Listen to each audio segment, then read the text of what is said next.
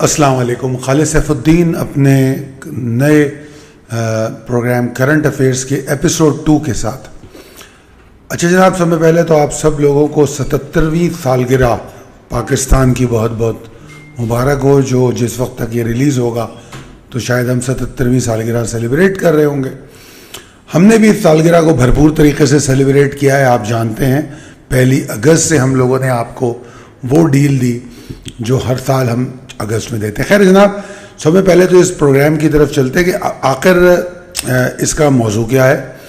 تو جناب، اس پروگرام کا موضوع ہے کہ کیا حالات بند گلی کی طرف جا رہے ہیں. یہ اس میں ہم بیسیکلی اس کو ڈسکس کر رہے ہیں. اور دوسری جو اس میں اہم ترین بات ہے کہ ایک انویسٹر کیا سوچتا ہے، میں کب اور کیسے سرمایہ کاری بہتر طور پہ کر سکوں گا.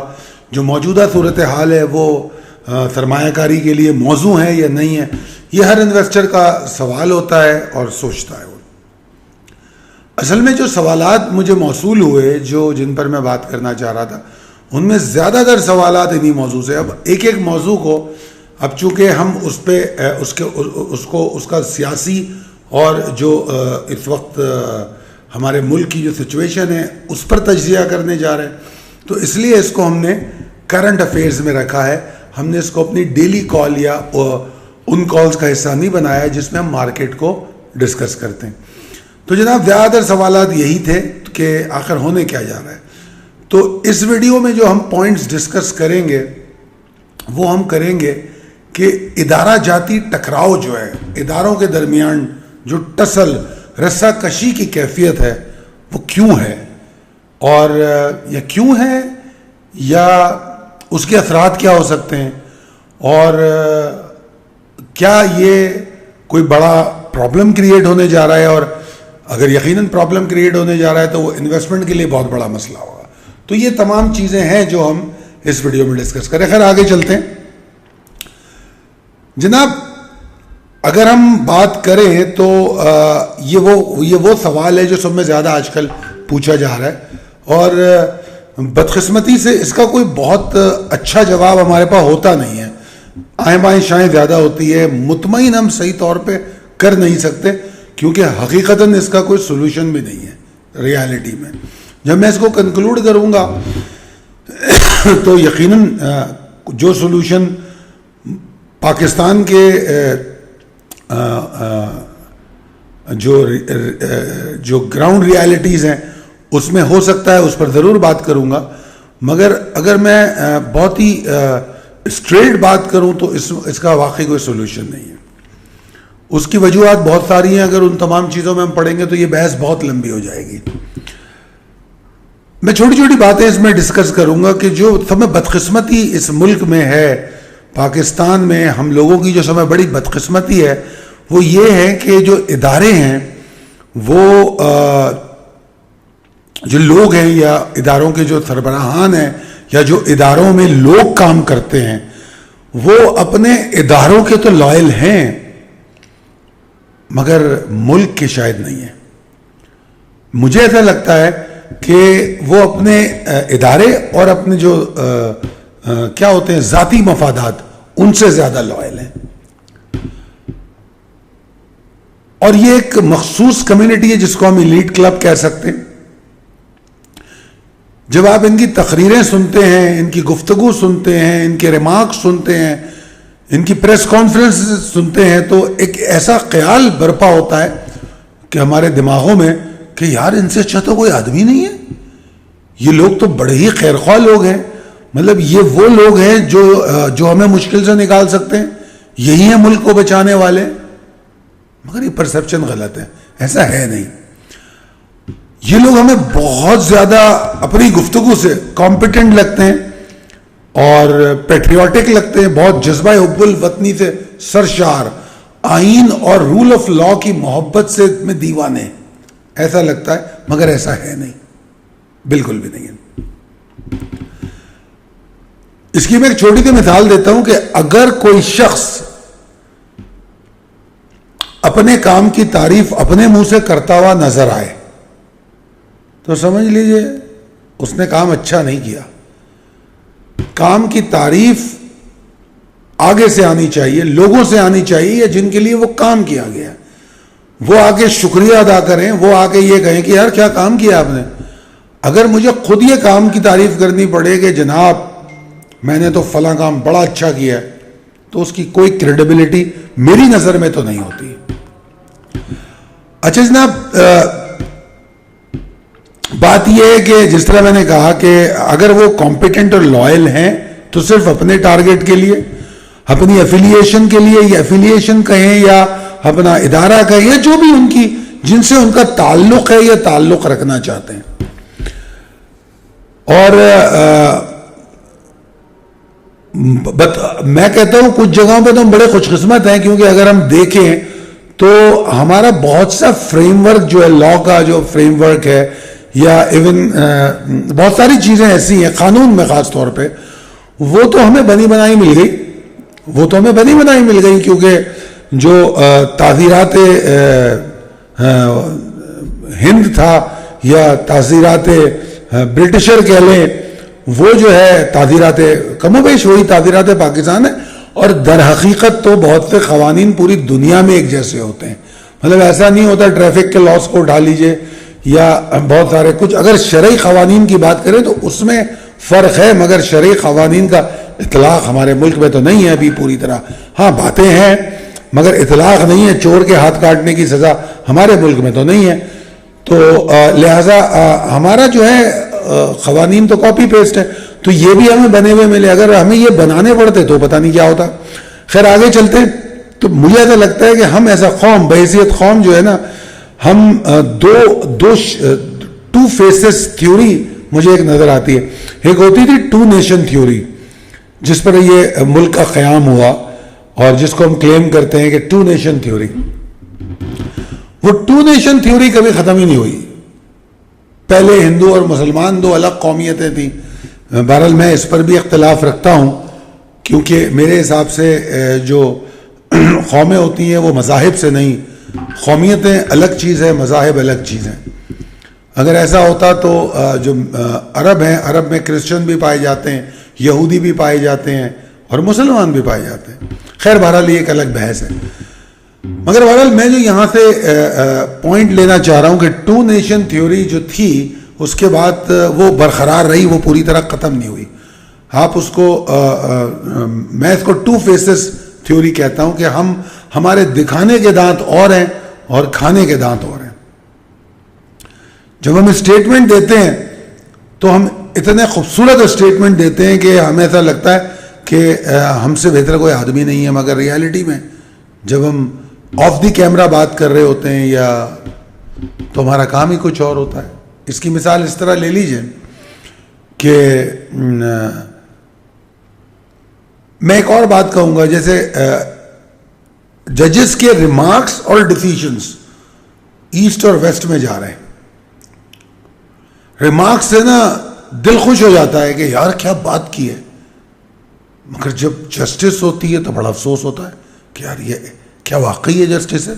مطلب کچھ فیصلے ہم نے ایسے بھی دیکھے یہاں پر, اللہ نہ کرے توہین عدالت کا کوئی مسئلہ پیدا ہو تو بہتر ہے ہم یہاں کی عدلیہ کی بات ہی نہیں کرتے, ہم بات کر لیتے ہیں پاکستان سے باہر کی عدلیہ کی. ہم نے باہر کی عدلیہوں میں کچھ ایسے فیصلے بھی دیکھے جو مدعا بیان کیا گیا ہے, جو مین کیس ہے, اس کو چھوڑ کے فیصلے ہو گئے. مطلب اس پر بات ہی نہیں کی گئی, بات کسی اور, فیصلہ کسی اور مدعے پہ آ گیا. پھر میں ایک آگے چلتا ہوں, اس پر بات کریں گے. ہم جو اداروں کی بات کر رہے ہیں اس وقت میجر جو اداروں کا ٹکراؤ ہے وہ دو ادارے ہیں, سیدھی بات ہے, ایک اسٹیبلشمنٹ اور ایک عدلیہ. اگر آپ لوگ میری ویڈیوز دیکھتے ہیں تو میں بہت عرصے سے یہ بات کہہ رہا ہوں کہ یار میرے خیال میں 1 سال سے زیادہ ہو گیا میں یہ کہہ رہا ہوں کہ جو عدالتی جوڈیشل ایکٹیویزم ہے وہ خطرہ بنتا جا رہا ہے. جوڈیشل ایکٹیویزم تو وہ کیا ہے, عدالتی سرگرمیاں جو مسئلہ بنتا ہے. دیکھیے عدالت بہت لائم لائٹ میں آ گئی ہے, مطلب عدالت ہر وقت میڈیا پہ ہے. مطلب کوئی دن کی کوئی جو نیوز ہے یا وہ بغیر عدالت کے پوری نہیں ہوتی. اور عدالت کیا کر رہی ہے, پاپولر کیسز. مطلب یہ کہ ایک تو پاکستان کی دوسری بڑی پرابلم یہ ہے کہ میں یہ سمجھتا ہوں کہ ہم نے پاکستان میں سنس 1947 ہم نے گھوڑوں سے ہاتھی کا، ہاتھی سے اونٹوں کا، اونٹوں سے گدھے کا کام لیا ہے. ہم نے صحیح آدمی کو صحیح جگہ پہ کبھی بھی اپوائنٹ نہیں کیا. اب میں کسی ادارے کا یا کسی بندے کا نام لینا نہیں چاہتا. آپ دیکھ لیجئے اسپورٹس سے لے کر سیاست، مطلب بیوروکریسی کے بہت کئی بیوروکریٹس دیکھ لیجئے، یا مطلب ایسے ادارے جہاں بیوروکریٹ کو ہونا چاہیے وہاں پر کہیں سے کہیں ریٹائرڈ لوگ آ جاتے ہیں. کوئی ریٹائرڈ جج صاحب بیٹھے ہوئے ہیں، کوئی ریٹائرڈ آرمی آفیسر بیٹھا ہوا ہے. مطلب ایک عجیب بات ہے. یا تو میں ریٹائرڈ لوگوں کی اپوائنٹمنٹ پہ تو بلیو ہی نہیں کرتا. 25 کروڑ کی آبادی، پاکستان کی جو شرح ہے آبادی کی بڑھنے کی وہ کتنی ہے اس کو دیکھیے. اس کے بعد یعنی کہ ریسورس ہمارے پاس اتنا زیادہ ہے کہ ہمارے پاس نیا آنے والا ٹیلنٹ کم ہے کہ ہم ریٹائر ہونے کے بعد ان کو پینشن بھی دیں اور ان کو لا کے اداروں میں بٹھائیں. ہمارے پاس ٹیلنٹ کی کمی ہے؟ ایسا تو نہیں ہے. خیر بہرحال، تو جناب یہ وہ باتیں ہیں جو میجر ان کے اندر پرابلم ہے. ٹھیک ہے نا. اب جو میں نے آپ سے کہا کہ پرابلم یہ ہے کہ 77ویں ہم پاکستان کو آزادی کو سیلیبریٹ کر رہے ہیں. ٹیکنیکلی تو مجھے لگتا ہے یہ 53rd ہے، مگر بہرحال ہم کرتے 77th ہیں.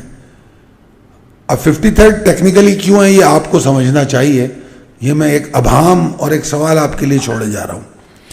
Coming to my actual point جو میرا ہے وہ ہے اداروں کے درمیان رسہ کشی. یہ رسہ کشی ہے، بالکل ہے، اور یہ رسہ کشی جب تک ختم نہیں ہوگی پاکستان میں سکون نہیں آئے گا. اور یہاں پر میں ایک بات اور بتا دوں کہ یہ دو ادارے ہیں جیسا میں نے کہا، جوڈیشری اور اسٹیبلشمنٹ. اگر میں جوڈیشری کی بات کروں تو میرے پاس کرنے کے لیے بہت ساری باتیں ہیں، اور اگر میں اختلاف کرنا چاہوں تو بڑی ساری باتیں، کرٹیسائز اگر میں کرنا چاہوں تو میرے پاس بہت ساری باتیں. جیسے میں چھوٹی ایک مثال دیتا ہوں آپ کو کہ یہاں پر پینڈنگ کیسز جو عدالتوں میں پڑے ہوئے ہیں اس کے لیے تو ججز کو میں نے بہت پریشان نہیں دیکھا، مگر میں نے ججز کو پاپولر کیس اور پاپولر کیسز کی ضمانتوں کے لیے بہت پریشان دیکھا کہ یار جلدی دو، جلدی نمٹاؤ ان کو.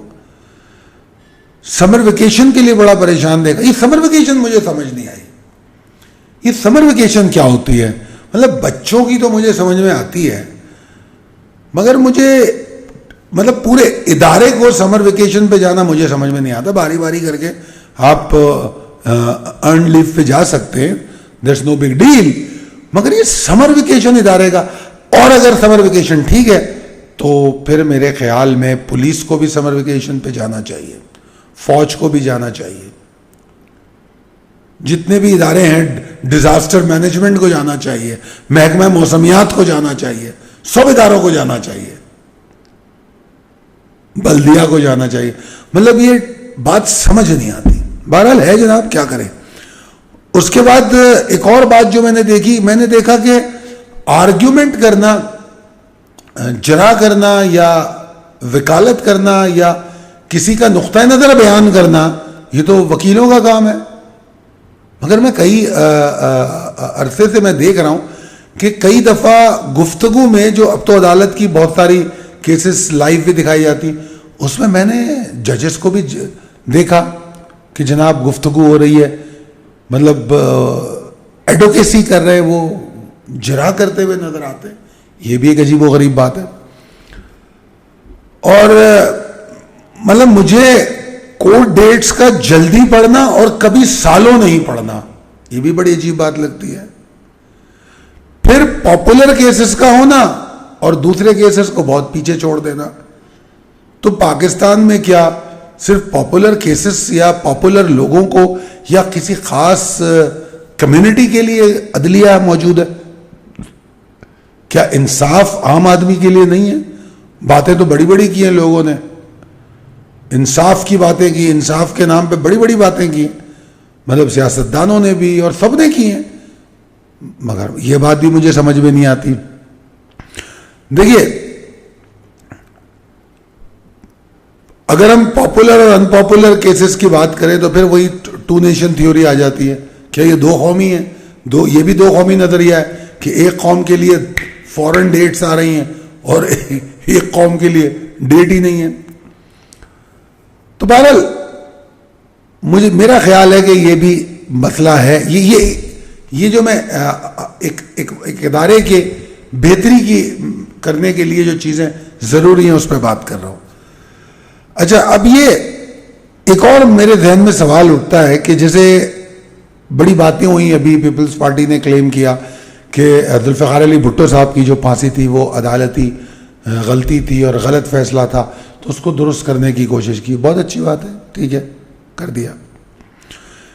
اگر وہ فیصلہ غلط تھا تو اس غلط فیصلے کو کرنے والے کو یا اس وقت کے کورٹ کو پینلائز کس طرح کیا جائے گا؟ میں یہ نہیں کہہ رہا کہ اس کو سزا دو, خدا نخواستہ کسی کو پھانسی دو یا کسی کو کوئی ایسی بڑی سزا دو. علامتی سزا تو ہونی چاہیے, کسی قسم کی کوئی سزا دے گی نا. آپ کو معلوم ہے نا ججز کی تنخواہیں کیا ہیں, ان کے مراد کیا ہیں. اتنی مراد اور اتنی تنخواہ لینے کے لیے ایک آدمی اگر سیٹ پہ بیٹھا ہے تو یار اس کو اتنا کمپیٹنٹ تو ہونا پڑے گا. مطلب میں تو نہیں جا کے بیٹھ سکتا وہاں, میرے اندر تو وہ کمپیٹنسی, وہ تعلیم, وہ علم تو نہیں ہے.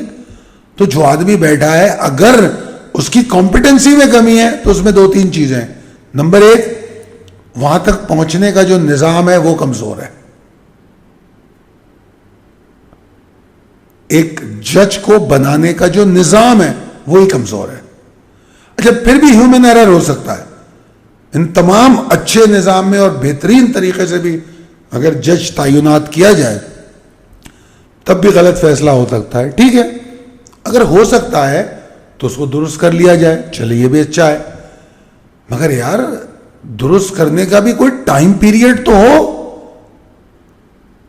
مطلب وہ بریگیڈیئر صاحب جو ہیں انہوں نے خودکشی کر لی, نیب نے ان کو اتنا تنگ کیا.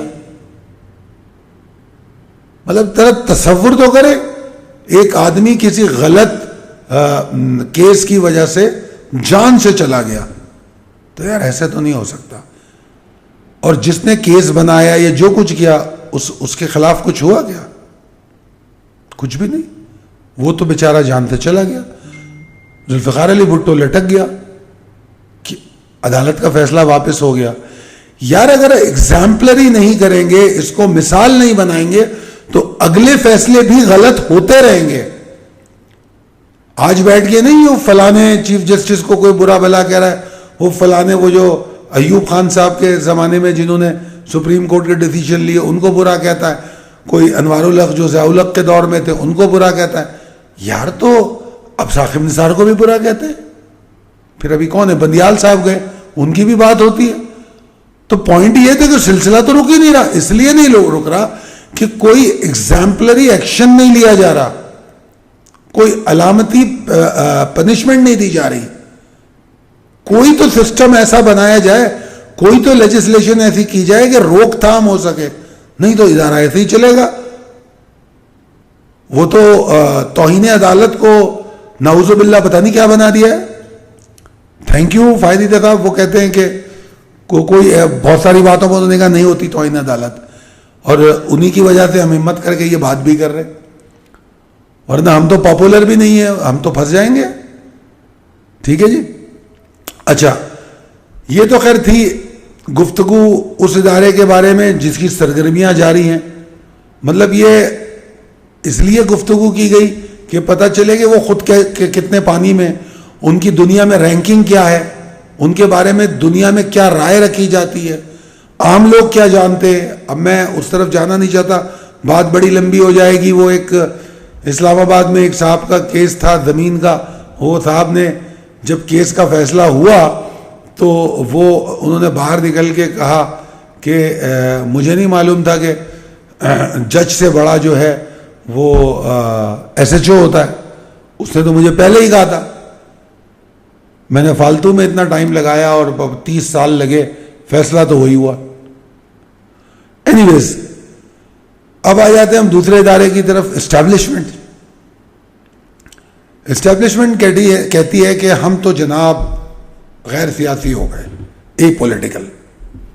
کیا درست ہے؟ وہ کہتے ہیں کہ ہمیں ہمارے دائرے کار تک محدود رہنے دو. ہم سے کہہ رہے ہیں رہنے دو. کیا وہ محدود ہیں؟ I don't think so. اگر وہ ایسا نہیں ہے تو وہ خود سیاست اور معیشت، ایون معیشت بھی کیوں ڈسکس کرتے ہیں؟ دو ریزن ہے. معیشت چلیں، SIFC بہت ضروری چیز ہے، اس کے بارے میں بڑی باتیں ہوتی ہیں، ٹھیک ہے. ملک میں انارکی ہے، ملک میں سیاسی نظام سیٹل نہیں ہو رہا، تو چلو معیشت پہ بات کر رہے ہیں، مان لیتا ہوں.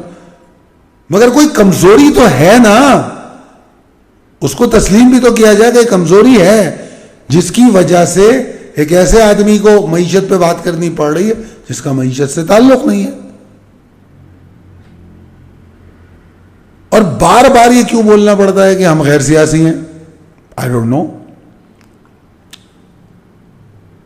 کیا یہ درست ہے کہ آپ کی نرسری میں کچھ لیڈر پیدا ہوئے، پلے بڑے، جیسے کہ ذوالفقار علی بھٹو، جیسے کہ نواز شریف صاحب، جیسے کہ عمران خان؟ یعنی کہ میری جتنی زندگی ہے اس میں نے جتنے سیاستدان دیکھے وہ سارے آپ کی نرسری میں پلے بڑے. تو کیا یہ درست ہے یا غلط ہے؟ پھر آپ کہہ رہے ہیں کہ آپ اس حد کے اندر ہیں، یہ نہیں سمجھ آ رہا. ٹو نیشن تھیوری یا ٹو فیسز تھیوری. پھر آپ بہت سارے کاروبار رن کرتے ہیں، کیوں کرتے ہیں؟ سمجھ نہیں آ رہا میرے. کیوں؟ ریزن کیا ہے؟ پھر اس کے بعد جو میجر اپوائنٹمنٹس ہیں اس میں آپ کا عمل دخل کیوں ہے؟ وہ بھی نہیں سمجھ آ رہا میرے. پھر اس کے بعد جو بھی میں بات کر رہا تھا کہ جو لوگ ریٹائر ہو گئے ہیں آخر وہ کیوں اپوائنٹ کیے جا رہے ہیں؟ کیا کمپیٹنٹ لوگوں کی یا ٹیلنٹڈ لوگوں کی کمی ہو گئی؟ یار پاکستان میں برین ڈرین ہو رہا ہے انہی وجوہات پہ. پھر اس کے بعد اتنی ساری ہاؤسنگ اسکیمز جو ہیں وہ آپ کی حد تک اگر آپ کو اپنے ادارے کے لوگوں کو دینا ہے وہاں تک تو ٹھیک ہے، مارکیٹ میں کیوں بیچ رہے ہیں آپ؟ مارکیٹ میں کیوں سیل ہو رہی ہے؟ وہ میرے نہیں سمجھ آتی. اتنے سارے بزنس کا چلانا یہ سب مجھے نہیں سمجھ آتا. پھر اس کے بعد خیبر پختونخوا اور بلوچستان میں دہشت گردی ہو رہی ہے اور اس میں یقیناً بہت ساری بیرونی طاقتیں ملوث ہوگی. مگر سوال یہ ہے کہ جو ہمارے ملک میں جو آپریٹوز ہیں اس کے جو ان کے پراکسیز ہیں اگر وہ کام کر رہے تو وہ کس کا فیلئر ہے؟ وہ میرا فیلئر ہے؟ کس کا فیلئر ہے؟ وہ بھی نہیں سمجھ آتا. مجھے تو آج تک یہ سمجھ میں نہیں آیا کہ کراچی میں اسٹریٹ کرائم کیوں نہیں ختم ہو سکتا، رک کیوں نہیں جاتا، وہ کم کیوں نہیں ہوتا. میرا تو خیال ہے وہ بھی ہو سکتا ہے، کیونکہ میں نے کئی دفعہ دیکھا ہے کہ کب کوئی منسٹر، پرائم منسٹر کراچی کی کسی سڑک سے گزرتا ہے تو اس وقت تو کرائم سارے رک جاتے ہیں، روڈیں بند ہو جاتی ہیں، شارع فیصل عذاب بن جاتا ہے. شارع فیصل پہ ہمارا آفس تھا تو ہمارے لیے تو روڈ کراس کرنا عذاب بن جاتا تھا. تو جب آپ چاہتے ہیں آپ روک لیتے، ٹریفک روک دیتے ہیں، جرم بھی روک دیتے ہیں، سب کچھ روک لیتے ہیں. آپ ہائی سیکیورٹی زون بنا لیتے ہیں. یہ ہائی سیکیورٹی زون کیا ہوتا ہے یار؟ سیکیورٹی مجھے چاہیے، سیکیورٹی عوام کو چاہیے. ہائی سیکیورٹی زون میں تو آپ رہتے ہیں. جب آپ اپنے لیے سیکیورٹی بنانے میں لگے ہوئے ہیں تو آپ ہمیں کیا سیکیورٹی دیں گے؟ I don't think so. میرا نہیں خیال. جو لوگ اپنی سیکیورٹی کے لیے پریشان ہو وہ عوام کو سیکیورٹی نہیں دے سکتے. مجھے یاد ہے کہ ایک بار کراچی میں ایک گاڑی چوری ہو گئی تھی ہماری، تو میں پولیس اسٹیشن گیا تو وہاں پر جو SHO صاحب تھے گلشن تھانے کے، وہ میرے سامنے رونے لگے کہ یار کیا کریں ہم یار. میں نے بولا یار آپ ادھر وہ بڑھاؤ اپنی پیٹرولنگ، یہ تو بڑے واقعات ہو رہے ہیں. تو کہنے یار کیا کریں، تھانے کی کاغذوں میں نفری اتنی ہے, تھانے میں اتنے لوگ بچے ہوئے. ہم بولے کیوں, کیا ہوا؟ مر گئے, ویکیشن پہ چلے گئے, کیا ہوا؟ کہہ لیں نہیں یار وہ کیا بولتے ہیں اس کو, کون سی ڈیوٹی کہتے ہیں, I don't know, protocol duty, یا وہ جو ان کی سیکیورٹی ہوتی ہے لوگوں کی, اس پہ لگے ہوئے ہیں. ٹھیک ہے تو پھر کر لو. ہم جب چھوٹے تھے تو ہم نے تو کبھی سیکیورٹی گارڈز گلیوں میں نہیں دیکھے. رات کو ایک چوکیدار ہوتا تھا جو گلیوں میں گھومتا تھا, جاگتے رہو گی آواز لگا کے. آج تو پیڈ سیکیورٹی ہر علاقے میں موجود ہے, چھوٹے بڑے ہر علاقے میں موجود ہے. تو ہم سیکیورٹی بھی پے کر رہے ہیں, جو پرائیویٹ سیکیورٹی کو بھی پے کر رہے ہیں, اور ہم پولیس کو بھی پے کر رہے ہیں. obviously ٹیکس پے کرتے ہیں, تو لا انفورسمنٹ ایجنسیز کو تنخواہیں تو ہم دیتے ہیں نا. تو بات یہ ہے کہ آپ محور سے ہٹے ہوئے ہیں, آپ کو اپنا ڈومین ہی نہیں پتا ہے. چاہے آپ کسی بھی ادارے میں ہوں, آپ لوگ اپنے جو دراصل آپ کا کام ہے وہ آپ اس پہ فوکس ہی نہیں ہے, آپ دوسرے کاموں پہ زیادہ فوکس ہے. اب یہاں پر ہم تو ان 2 اداروں تک محدود رہنا چاہتے ہیں, مگر بہرحال میڈیا کی بات بھی بڑی ضروری ہے. میڈیا بھی ایک بہت اہم پلر ہے, مگر بدقسمتی سے میں میڈیا کے بارے میں ایک چھوٹی سی بات کہوں گا, وہ یہ کہ میڈیا کو جرنلسٹ نہیں چلا رہے, کاروباری لوگ چلا رہے ہیں. جس طرح پاکستان میں ایک یونیورسٹیز اور ایک یہ میڈیا, یہ 2 کاروباری لوگوں کے ہاتھ میں آ گئی ہے. تو لہذا بھول جائیے تعلیم کو اور صحافت کو. صحافت بھی دراصل کیونکہ اب تو اتنا مشکل ہو گیا ہے صحیح, اب خبر کو ڈھونڈنا نہیں پڑتا, اب خبر تو ہر طرف سے کان میں گر رہی ہے. سوشل میڈیا ہے, الیکٹرانک میڈیا ہے, پرنٹ میڈیا ہے, خبریں تو بڑی آ رہی ہیں, مگر اب مصیبت یہ ہو گئی کہ کون سی خبر سچی ہے کون سی جھوٹی ہے, اب ہمیں وہ ڈھونڈنا پڑتا ہے. ورنہ تو جھوٹی خبر کے فالوور آپ دیکھ لیں, اور بدقسمتی سے جھوٹی خبر اتنی بڑی ہوتی ہے اور اس کی تردید اتنی سی ہوتی ہے. معاشرہ تباہی کے دہانے پہ کھڑا ہے. جب معاشرہ, جب سسٹم, جب ادارے سب یہ کر رہے ہوں گے, معیشت کہاں سے ٹھیک رہے گی؟ انویسٹر کو یہی پریشانی ہے. یہ جو انارکی ہے, یہ جو پریشانی ہے, اس کیفیت کو سمجھتے ہوئے انویسٹر ڈرا ہوا رہتا ہے. اور خاص طور پہ جو باہر سے انویسٹر آتا ہے, یار اس ماحول میں انویسٹمنٹ کرے گا وہ؟ مطلب بینگ اے کراچی آئٹ, میں کسی بھی شہر میں جاتا ہوں, لوگ مذاق اڑاتے ہیں میرے ساتھ, کہتے ہیں ارے جناب آپ کا تو موبائل چھن گیا ہوگا, ارے جناب آپ کے ساتھ تو یہ ہوگا. ہاں درست ہے, غلط بھی نہیں کہتے. تو ہم بھی یہاں سے پاکستان سے باہر کسی ملک جاتے ہیں تو سب میں پہلے ہم دیکھتے ہیں کہ یار مطلب اس ملک میں سیکیورٹی کیسی ہے. مطلب ٹورزم کے لیے جائیں, گھومنے جائیں. کاروبار تو بہت بڑی چیز ہے, کیونکہ کاروبار کرتے ہیں تو آپ اپنا پیسہ لگاتے ہیں, رکتے ہیں, تو اس کی سیکیورٹی, پیسے کی بھی سیکیورٹی چاہیے, ریٹرن چاہیے. ٹورزم کے لیے بھی جاتے ہیں. مجھے یاد ہے کہ جب میں پہلی دفعہ شکاگو گیا تو میرے ایک دوست نے مجھے رائٹ اوے کہا ساؤتھ سائڈ پہ مت جانا, کپرینی گرین مت جانا. اس نے کچھ ایریاز کی مجھے نام بتایا, میں نے اوائڈ کیا. یہ تو نارمل بات ہے نا. تو بہرحال تو خیبر پختونخوا میں تھریٹ موجود ہے. کیا اس سے منہ موڑا جا سکتا ہے؟ نہیں موڑا جا سکتا. آپ لوگوں کو میں اس پر زیادہ بات نہیں کروں گا, میں آپ لوگوں کو صرف یاد دلاؤں گا 2021 تھا شاید, 2021 میں جب امریکہ کابل سے واپس گیا تھا, اس وقت میں نے ایک ویڈیو کی تھی, بہت سمجھایا تھا میں نے اس وقت کہ بھائی ایسا. اس وقت بڑے کلیم کر رہے تھے, جنرل فیض صاحب چائے پی رہے تھے کابل میں, اور ہم اپنی جیت کلیم کر رہے تھے. واہ واہ واہ, کمال ہو گیا جی, کمال ہو گیا. بھگتو, وہ کمال آج تک بھگت رہے ہم.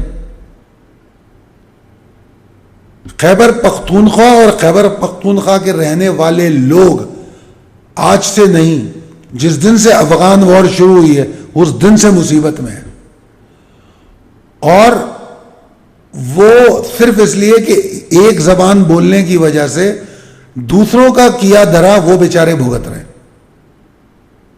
تو بہرحال mismanagement of refugees, credit goes to general Zia الحق.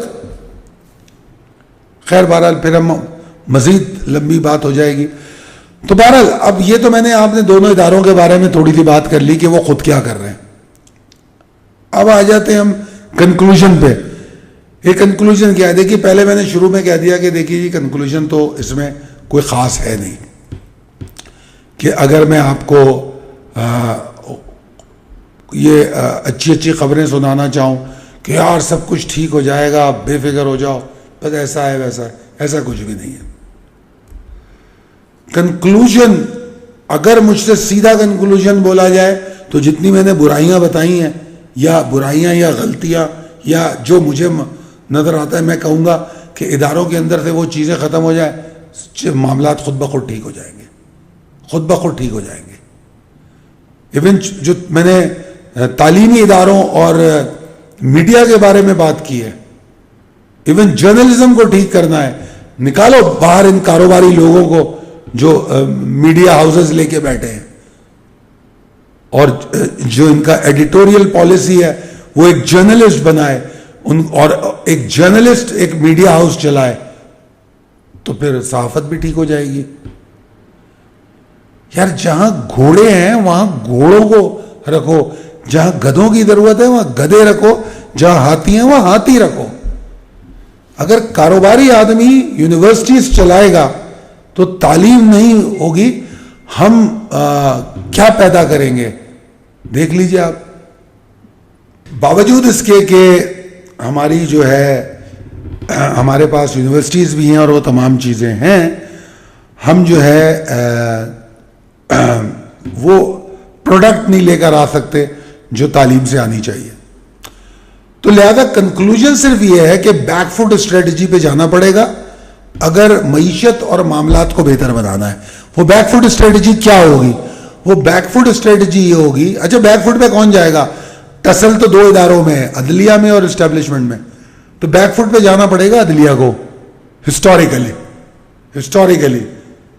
مطلب میں کوئی ریشنل بات یہاں نہیں کرنا چاہ رہا, میں یہاں ہسٹوریکل بات کرنا چاہ رہا ہوں, کیونکہ گراؤنڈ ریالٹیز کیا ہیں پاکستان میں کیا ہے.